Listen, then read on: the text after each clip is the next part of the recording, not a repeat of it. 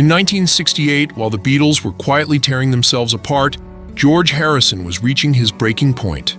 For years, he had stood in the shadow of Lennon and McCartney, two songwriting giants who dominated the band's creative direction. George was growing restless, frustrated that his songs were often overlooked, dismissed, or pushed aside.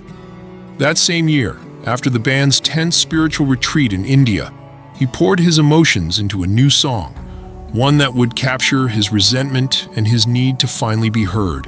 The song was called Not Guilty. Unlike most of the Beatles' music at the time, Not Guilty wasn't about love, peace, or psychedelic wonder. It was a confrontation, a subtle but unmistakable message to John and Paul.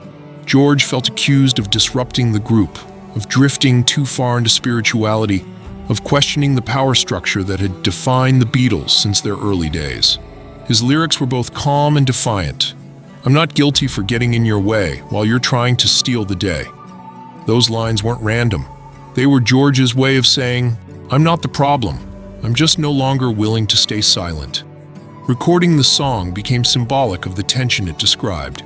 During the chaotic White Album sessions, Not Guilty went through more than 100 takes, one of the most exhausting processes in Beatles history.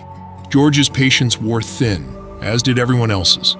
John and Paul didn't seem to take the song seriously, and eventually it was left off the album entirely. It was almost poetic. The very song about being ignored was once again ignored. Even for George, who was used to compromise, it was a deep personal disappointment, but Not Guilty wasn't forgotten.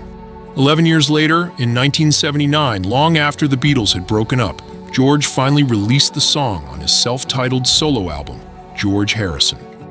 The tone was softer, more reflective, as if time had healed some of the wounds. Yet the meaning remained intact.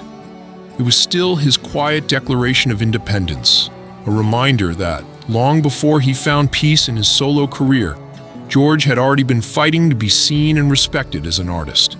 Listening to Not Guilty today feels like reading a letter never delivered. Written by a man caught between friendship and frustration, faith and fame, it captures the loneliness of being the third Beatle, the one whose light was often dimmed by two brighter stars. Through this song, George Harrison didn't just defend himself, he reclaimed his voice, and in doing so, he foreshadowed the freedom he would finally embrace after the Beatles were gone.